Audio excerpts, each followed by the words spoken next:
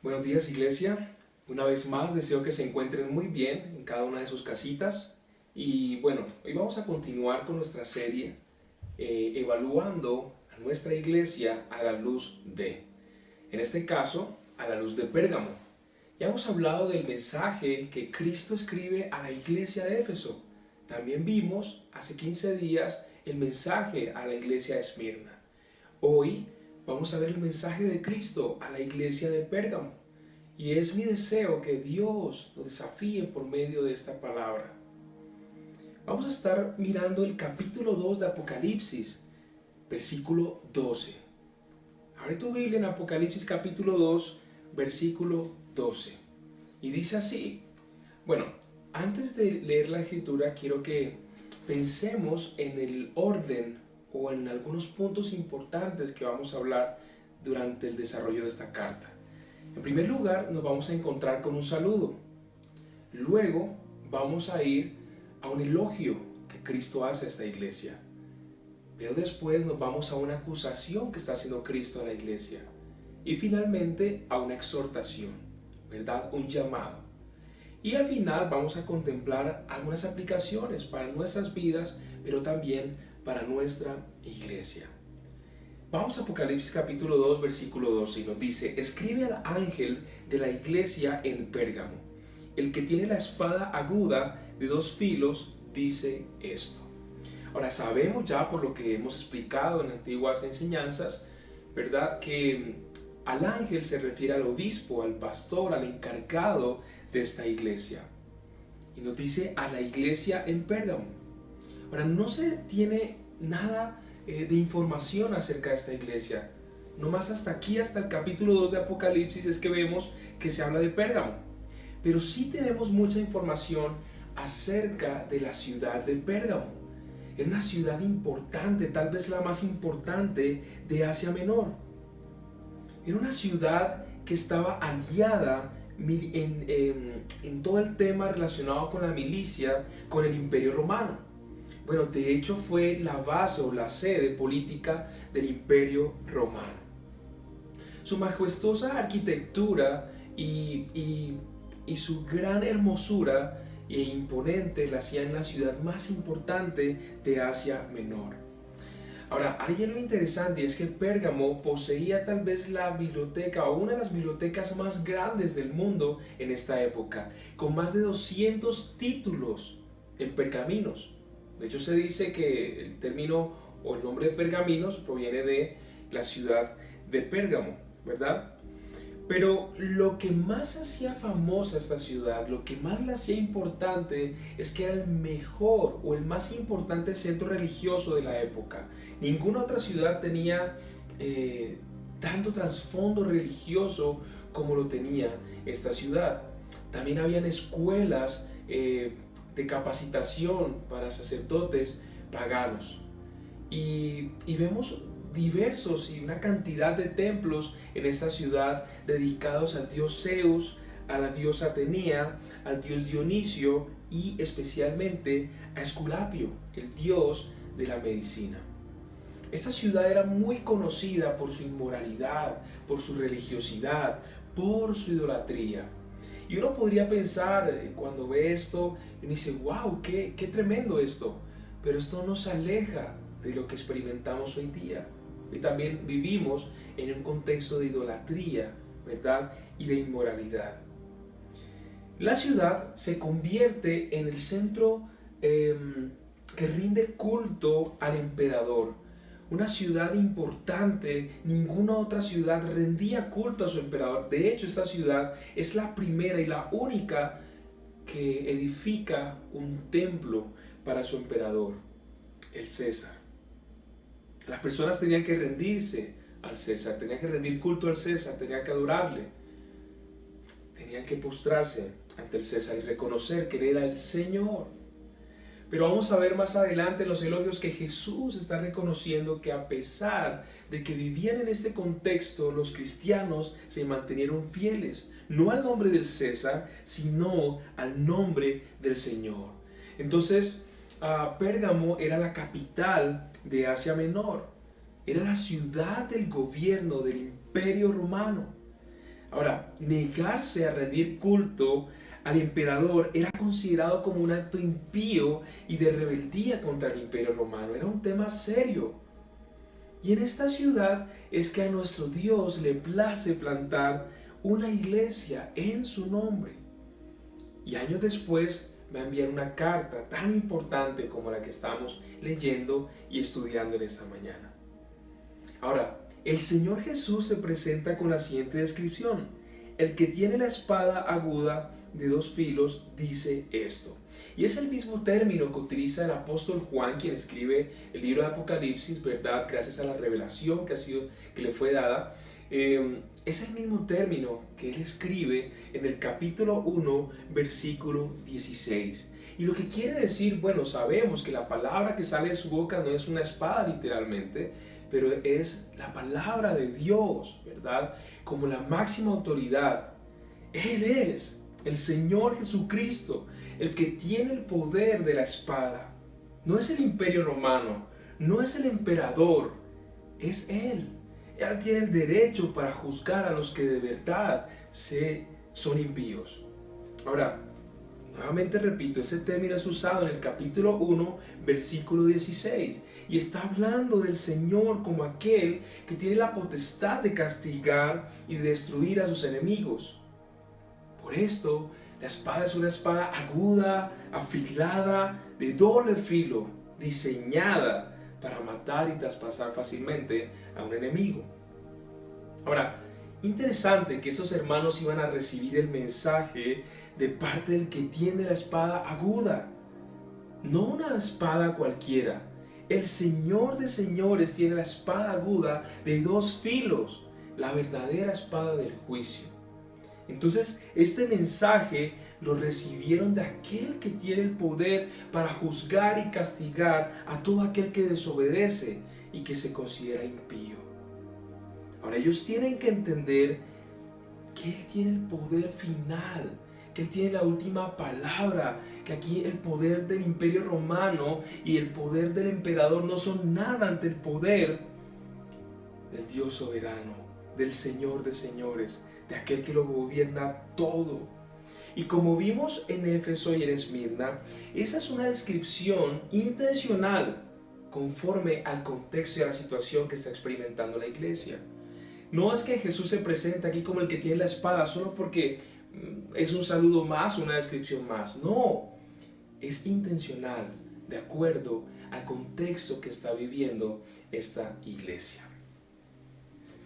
Muy bien, ahora vemos el elogio de Cristo para con esta iglesia. Y como lo hizo al igual con la iglesia de Éfeso, inicia con un elogio aquí para la iglesia de Pérgamo. Versículo 13. Yo sé dónde moras, dónde está el trono de Satanás. Guardas fielmente mi nombre y no has negado mi fe. Aún en los días de Antipas, mi testigo, mi siervo fiel que fue muerto entre ustedes, donde mora Satanás. Entonces literalmente Jesús les está diciendo, yo sé dónde viven ustedes, yo sé de dónde son ustedes, dónde está el trono de Satanás. Ahora, donde ellos viven, estos hermanos no son unos visitantes, ellos tienen ahí sus hogares, ellos tienen ahí a sus hijos, ellos es donde ahí es donde se desenvuelven, donde se congregan, donde trabajan, y ese es el mismo lugar donde Satanás tiene su trono.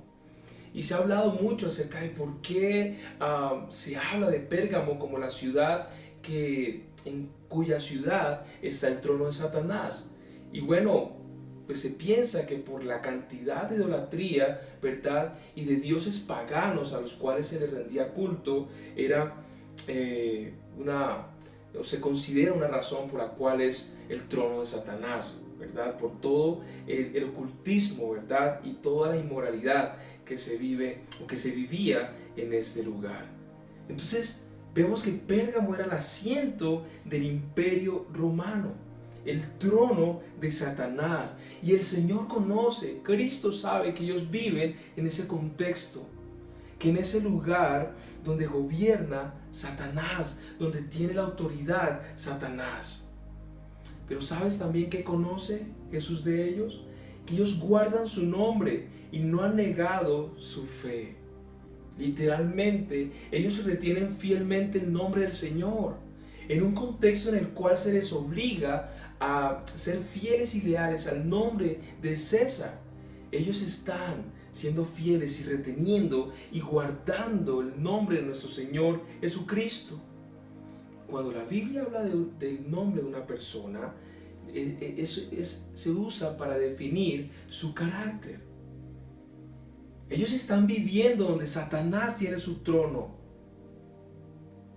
Y en ese contexto, ellos persisten para retener el nombre de Cristo, para retener la verdad. Ahora, ¿cuál verdad?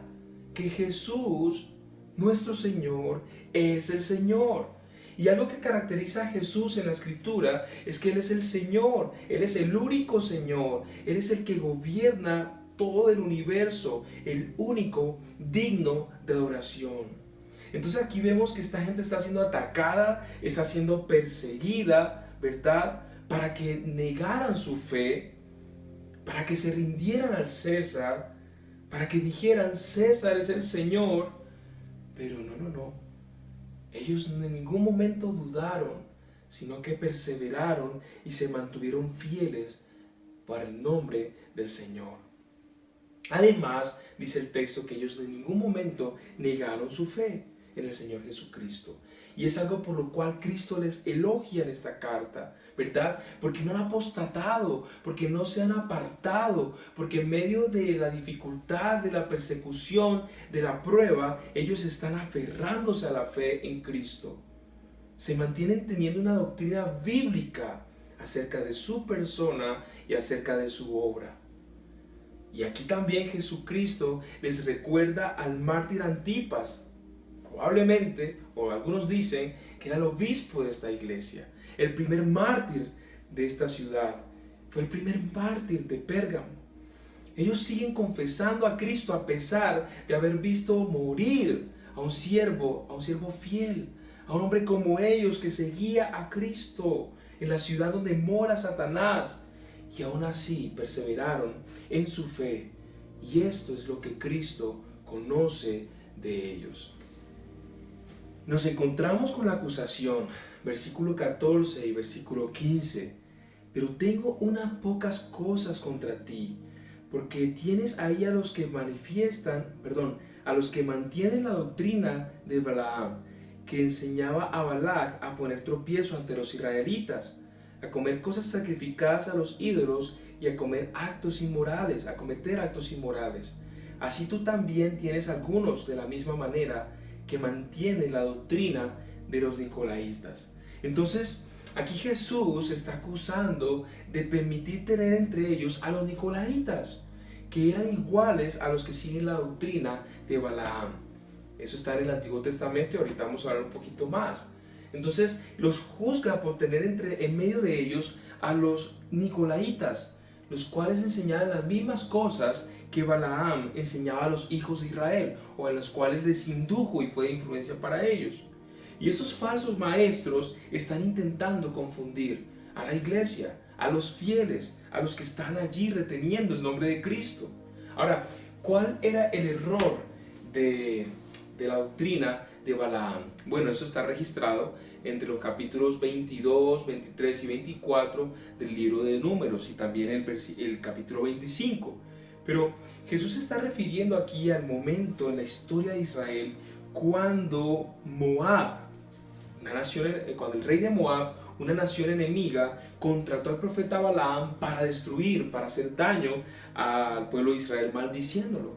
Sin embargo, Dios no permite que el pueblo, la nación, sea maldecida, sino que al contrario, lo único que salió de Balaam fue bendición. Solo pudo pronunciar bendiciones sobre Israel.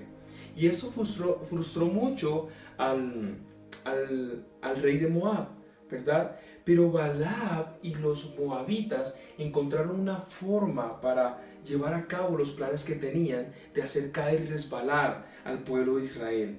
Mientras los israelitas estaban descansando en las llanuras de Moab, comenzaron a prostituirse con las mujeres moabitas. Eso está en el capítulo 25. Y luego, por consejo de Balaam, las mujeres de Moab invitaron a los israelitas a participar de los sacrificios de sus dioses.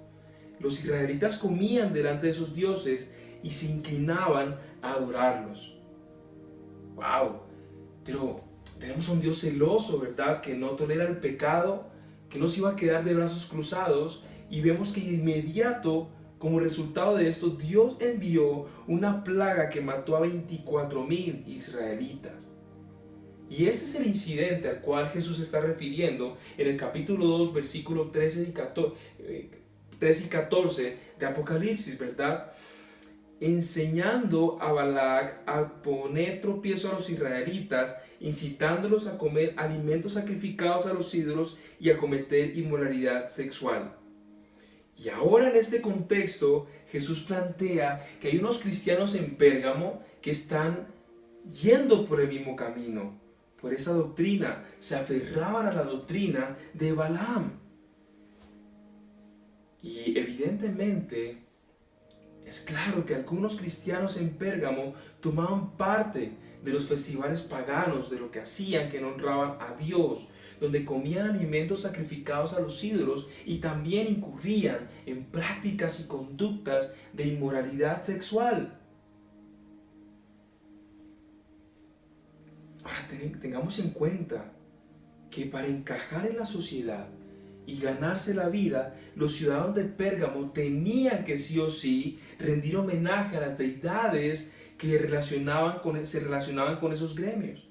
Y en cuanto a esos dioses romanos, la prueba suprema de lealtad era inclinarse y reconocer que César era el Señor, que no había otro Señor por encima del César. Y los que se negaban a hacer esto eran castigados, eran perseguidos, eran torturados, eran maltratados, como le pasó a Antipas el mártir. Algunos incluso asesinados. Entonces, no es de extrañar que para muchos de ellos eso causó curiosidad, ¿verdad? Que pareciera más fácil consentir estas cosas para no meterse, para no buscar problemas. Entonces el problema acá de la iglesia es que estaban permitiendo a los nicolaitas que enseñaban una doctrina errada, eran herejes. Predicaban acerca del libertinaje, que se podía vivir con el mundo sin ninguna consecuencia, que podíamos amar al mundo y ser cristianos. Estaban enseñando a los creyentes y persuadiéndolos a que se comprometieran con el mundo. Entonces, los hermanos de Pérgamo podrían haber pensado lo siguiente: nos vamos a quedar sin trabajo, nos van a perseguir, la vamos a pasar muy mal. A lo que los nicolaitas probablemente pudieron responder: pues ¿qué es comer carne a los ídolos? ¿Qué es rendirse ante el César? Sigan la corriente de este mundo y les irá mucho mejor. Se puede ser cristiano y seguir al mundo. Hagan esto, que igual Dios es amor. Y cuando nosotros nos recordamos de lo que estudiamos en Esmirna, vemos que es una iglesia en el mundo, ¿verdad? Pero al ver la carta de Pérgamo, nos damos más cuenta que es el mundo dentro de la iglesia. Entonces la idea acá, o a lo cual ellos estaban siendo persuadidos e influenciados, es que vivieran como incrédulos mientras profesaban ser seguidores de Cristo y ser leales a Cristo. Estar con un pie en el mundo y estar con otro pie en las cosas del Señor. Entonces, estos nicolaitas le estaban enseñando a los creyentes fieles a decir las palabras y participar en las fiestas paganas en la cual rendían culto a los dioses paganos. Y nuevamente el mensaje es: forniquen, idolatren, frescos, que Dios los va a perdonar. Se puede vivir como el mundo, siendo cristianos. El amor por el mundo es válido para la vida cristiana. Y entonces, después de esta exhortación, después de esta acusación, vamos a analizar la exhortación que Jesús hace, ¿verdad? Jesucristo hace una gran exhortación. ¿Cuál era el problema? ¿Cuál era el problema de esta iglesia? Y es que toleraban el pecado de esta iglesia. Toleraban el pecado de los hermanos que estaban incurriendo y siendo influenciados por estas doctrinas mundanales. Ellos estaban tolerando a esas personas herejes. Permitían la enseñanza sin importar que fueran de tropiezo a las personas que estaban allí procurando ser fieles y reteniendo el nombre de Cristo. Estaban promoviendo el libertinaje, estaban promoviendo sus falsas doctrinas, estaban promoviendo que los hermanos que estaban permaneciendo en Cristo se fueran al mundo y que no había ningún problema. Y el problema de esta iglesia es que no estaba aplicando y haciendo el debido proceso de una disciplina eclesial. La iglesia debió aplicar la espada de la disciplina, igual que vemos en Números capítulo 25. Tan pronto Dios se entera de lo que está pasando, envía y mata y ejecuta a 24,000 israelitas. Y lógicamente no estamos hablando acá de muertes, literalmente, ¿verdad? Pero lo que sí estamos hablando es que ellos debieron oponerse a la doctrina errada, debieron sacar a la luz, ¿verdad? No tolerar a los nicolaitas. A pesar de perseverar en la persecución romana, por su negligencia, habían permitido que la falsa doctrina se metiera en la iglesia.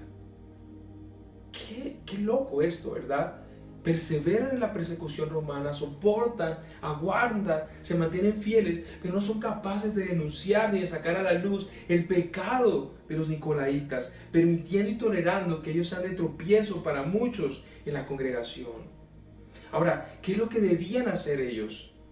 Al saber que habían fallado y que habían pecado. Versículo 16. Por lo tanto, arrepiéntete, si no, vendré a ti pronto y pelearé contra ellos con la espada de mi boca. ¿Qué es lo que Jesús quería decir acá? ¿Qué es lo que Jesús está transmitiendo, verdad? Arrepiéntete, vuélvete, cambia de rumbo, cambia de dirección. En el caso de ellos, lo que el Señor quiere que ellos hagan es el ejercicio de la disciplina eclesial. Hay un problema en la iglesia, hay un caos, y la mejor manera de solucionarlo es en disciplina.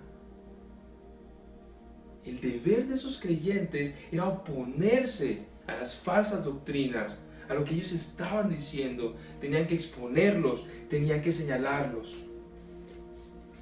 ¿Y sabes por qué ellos tenían que arrepentirse? Porque si hay algo que Dios detesta, si hay algo que Jesucristo aborrece, es el pecado, ¿verdad? Y el involucramiento de su pueblo en el mundo. Eso es algo que Dios detesta. Y como el Señor odia la mundanalidad, la iglesia debe odiar al mundo. No estoy hablando de las personas, porque cualquiera puede decir, no, pues ya el pastor dijo que no debemos odiar a todo. Estoy hablando de la filosofía, de los patrones, del sistema de vida que este mundo tiene.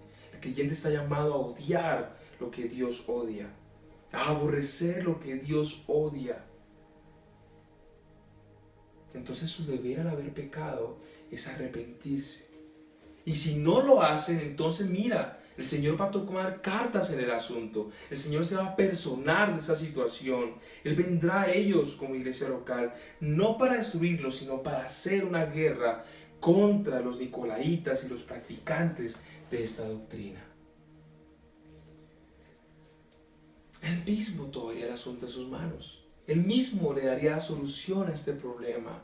Él se iba a involucrar si esos hermanos de la iglesia de Pérgamo no reaccionaban y hacían caso a lo que el Señor les estaba mostrando, a lo que el Señor les estaba diciendo. Él tomaría cartas en el asunto, trayendo juicio contra esta secta. La espada es el juicio de Dios para con esta secta y aquellos que son herejes, aquellos que son impíos. Si no hacían lo que Dios estaba pidiendo, entonces Dios se iba a involucrar. Lo mismo que hizo a Balaam es lo que haría con estos herejes. Hermanos, la desobediencia no es para tomarla tan a la ligera. Si el Señor nos dice que hagamos algo como su iglesia, como sus hijos, nosotros tenemos que hacerlo. Si ellos hubieran hecho las cosas bien, hubiesen habido menos personas contagiadas, menos personas contaminadas, menos personas influenciadas a hacer el daño o a ir en contra de los principios de Dios. Menos gente hubiera sido engañada o contaminada si hubieran tratado el problema con valentía, con obediencia. Pero en lugar de tolerar el error en medio de ellos. La pregunta es, ¿por qué? ¿Por qué debían arrepentirse? ¿Por qué debían vivir una vida separada del mundo y de la santidad? ¿Por qué debían vivir una vida separada del mundo, buscando y anhelando la santidad? Corrijo, porque leí mal hace un segundo. Pues vamos a la exhortación del versículo 17, aquí está la respuesta. El que tiene oído, oiga lo que dice el Espíritu a las iglesias.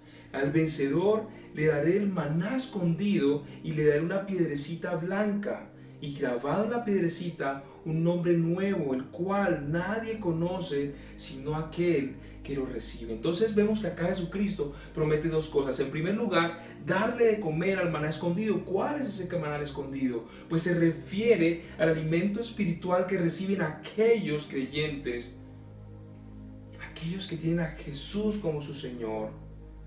Este es el verdadero alimento espiritual para el pueblo de Dios, el alimento que nos nutre cada día, Cristo en toda su plenitud. Pero en segundo lugar, se habla de una piedrecita blanca. Y es una piedra que probablemente se da para el ingreso a un lugar, para que reconozcan que esa persona está invitada a ese lugar. Se está hablando de la vida eterna. Ahora, cuando hablamos del nombre nuevo del creyente en la eternidad, pues tal vez no lo conoce, pero pasará. O será de repente el nombre de Cristo, ¿verdad? Recibido por el creyente, señalando que es posesión única y exclusivamente de Cristo. Esto es la vida eterna. Esa es la promesa. El nuevo nombre es la membresía en la comunidad de los redimidos. ¿Cómo termina esto? El que tenga oídos para oír. Esto fue escrito también para nosotros. El que tenga oídos para oír, oiga. Debemos escuchar. Debemos prestar atención en lo que hemos estudiado, en lo que Dios nos está mostrando. Muy bien, ¿cuál es la aplicación de todo esto? ¿Cómo podemos aplicar esto? Y tengo dos aplicaciones puntuales. Número uno, como cristianos nosotros debemos entender que Satanás no solo actúa en el creyente por medio de la persecución. Satanás trabaja con métodos de seducción. Una de las estrategias de Satanás para el creyente es intentar seducirlo día a día con el mundo. La idea es que el creyente baje su estándar de vida y se conforme al mundo en donde Satanás tiene su trono, en este mundo malo y perverso, en este mundo caído. Y esta estrategia le ha salido tan eficaz a Satanás que es difícil distinguir entre la iglesia y el mundo, entre el Hijo de Dios y el Hijo del mundo, porque conformarse al mundo ha permeado tanto a la iglesia que ya lo ha llegado a contaminar, ya la ha llegado a contaminar. Y esto ha sido por culpa del mundanalismo que ha sido aceptado por muchos que se hacen llamar cristianos. La mundanalidad no es otra cosa que aceptar el mundo, es estar contento con el mundo, es hacer amistad con el mundo, es amar, anhelar el mundo. Entonces lo que el mundo dice respecto a la sexualidad, el mundo lo acepta. Lo que dice respecto a la familia, el mundo lo acepta. Lo que dice del comportamiento hacia el sexo opuesto, el mundo lo acepta. El trato de padres a hijos, el mundo lo acepta. El inicio de la vida, el mundo lo acepta. La mundanalidad significa aceptar lo que el mundo dice. Y la Biblia ordena al creyente que no puede tener esta clase de relación con el mundo. Santiago capítulo 4, versículo 4 nos dice: oh almas adúlteras, ¿no saben ustedes que la amistad del mundo es enemistad hacia Dios? Por tanto, el que quiere ser amigo del mundo se constituye enemigo de Dios. Pero también en Romanos capítulo 12, versículo 1 y 2, lo que Pablo está diciendo es: les ruego que se presenten a Dios de una manera digna, santa, que sea vuestro culto racional. Que no se amolden, que no se acoplen, que no se acomoden a la filosofía de este mundo, sino que nuestra mente sea transformada por medio de su palabra para comprobar cuál es su buena voluntad. En primera de Juan capítulo 2 versículo 15, 16 dice: no amen al mundo ni las cosas que están en el mundo. Si alguno ama al mundo, el amor del Padre no está en él. Porque todo lo que hay en el mundo, la pasión de la carne, la pasión de los ojos y la arrogancia de la vida, no provienen del Padre sino del mundo. Entonces, nuestro deber como creyente no solamente es identificar o entender los peligros de este mundo para nuestras vidas, sino que es entender la mundanalidad, que es un arma de Satanás para seducirnos, para que nos metamos o nos sumerjamos en ese mundo que está totalmente opuesto al de Dios. Él nos susurra todo el tiempo diciendo: ven, que el mundo es sabroso, ven, que el mundo no es tan malo, sus ideas no son tan malas, sus deseos no son tan malos, vívelo. Y en esto lamentablemente han caído muchos que dicen ser cristianos.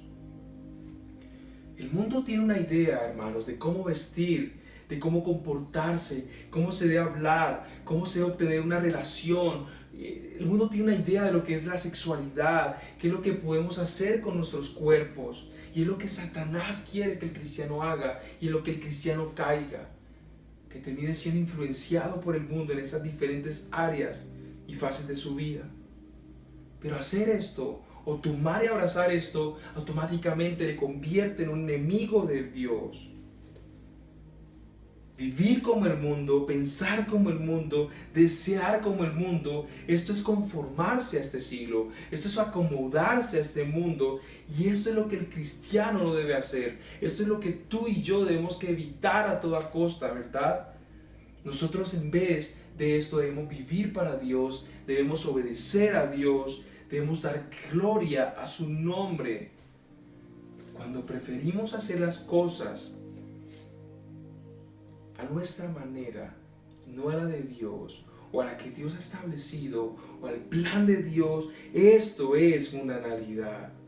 Entonces, aquí la idea no se trata de escapar del mundo, ¿verdad? Y apartarnos completamente. Lo que sí tenemos que tener cuidado y rechazar abiertamente es la influencia del mundo en nuestras vidas. Nosotros debemos ir constantemente a la palabra de Dios para que sea la palabra de Dios transformándonos, ¿verdad? Para que podamos conocer la voluntad de nuestro Dios, para que podamos conocer la mente de nuestro Dios, sus pensamientos. Y esta es la manera de vivir correctamente, obedeciendo a nuestro Dios, no escuchando al mundo, sino escuchando a nuestro Dios, que es soberano, que es sabio, que todo lo sabe, que quiere lo mejor para nosotros. Hermanos, pensemos por un momento en cómo nos vestimos y por qué nos vestimos así. Pensemos por un momento en cómo hablamos y por qué hablamos así. Pensemos por un momento en cómo es nuestra relación con el sexo opuesto, con una persona que no es mi esposa, que no es mi esposo. ¿Por qué hago esto? ¿Por qué? Y hoy en este mundo nos damos cuenta que no hay respeto. Las chavas, las niñas, a muy temprana edad se dejan abrazar de sus amigos y acariciar, y ellas hacen lo mismo con ellos, y después uno les va a decir, lo dicen: eso es normal, eso no es pecado, solo nos estamos abrazando. Esto es un comportamiento del mundo. Y sabes, iglesia, nosotros no estamos exentos de experimentar cosas como estas. Por eso debemos estar cada día más y más aferrados a Dios, rendirnos, humillarnos, postrarnos, que el Evangelio sea una realidad en nuestra vida. Y sabes, lo que Cristo hizo por ti y por mí no lo hizo para dejarnos ahí, nos hizo para sacarnos de la esclavitud del pecado. Dios entregó a Cristo, derramó toda su ira sobre su Hijo, su único Hijo, para que tú y yo tuviéramos vidas. No derramó toda la ira en Cristo para que tú y yo estuviéramos sumergidos, anhelando, amando al mundo. ¿Cómo es posible que un cristiano pueda vivir así en este mundo? ¿Cómo es posible que un cristiano ame al mundo? ¿Cómo es posible que un cristiano se deleite en el mundo? Y aquí está ese problema, porque nuestro problema es que estamos tan angustiados, tan afanados, tan enfocados en las cosas de esta tierra y no en las que trascienden, y no en la eternidad. Hemos olvidado que somos peregrinos, que somos extranjeros y un extranjero está de paso. Nuestra mirada tiene que estar puesta en los cielos, como diría el apóstol Pablo en su carta a Colosenses. Y habiendo hablado de nuestra responsabilidad, o cómo podemos aplicar lo visto en esta carta a Pérgamo, tengo que hablar de lo que podemos hacer como iglesia. Y hay un patrón interesante ahí en Mateo capítulo 18, el cual nos enseña cómo debemos proceder cuando hay personas que están sumergidas en el mundo, las cuales no queremos ver así. Mateo capítulo 18, ¿verdad? Nos dice que si algún hermano ha pecado en contra nuestra, ¿verdad? Nosotros les hemos hecho daño, acércate, búscale, ¿verdad? Y si esa persona hace caso, atiende al llamado, ganaremos a un hermano. Por el contrario, si no hace caso y no atiende, tendremos que llevarla con 2 testigos o llevarlo con 2 testigos, ¿verdad? Para si es el caso. Y si no funciona, entonces tenemos que llevarlo ante la iglesia, pero no para pisotearlo o señalarlo, sino para que juntos podamos restaurarle, para que juntos podamos ayudarle, para que nuestra iglesia no sea contaminada, para que nuestra iglesia no se dañe a causa del pecado que hay en nuestras vidas. Como cristianos nosotros debemos cuidarnos y no ser mundanos. Nuestro deber con la iglesia es hacer lo que Dios nos ha ordenado, no lo que tú y yo queremos, no llevarlo como se nos antoje. Tenemos que hacer las cosas como Dios quiere que las hagamos. Tenemos que cuidarnos, tenemos que ser fieles a su palabra y que finalmente podamos desear y anhelar: Cristo, Jesús, yo quiero estar contigo, no deseo nada de este mundo. Que podamos decirlo. Padre, gracias por tu palabra. Gracias por tu consejo y por instrucción, Padre, para nuestras vidas. Te pido, Señor, que sigas obrando en nosotros para que podamos comprender tu voluntad, para que podamos ceñirnos más a tu plan y menos al nuestro. Padre, gracias por nuestra iglesia. Gracias por la obra que estás haciendo en ella. Gracias, mi Dios, porque es tu gracia, es tu misericordia, es tu bondad, es tu fidelidad, Padre. Te lo pedimos y te damos gracias en el nombre de Cristo Jesús. Amén.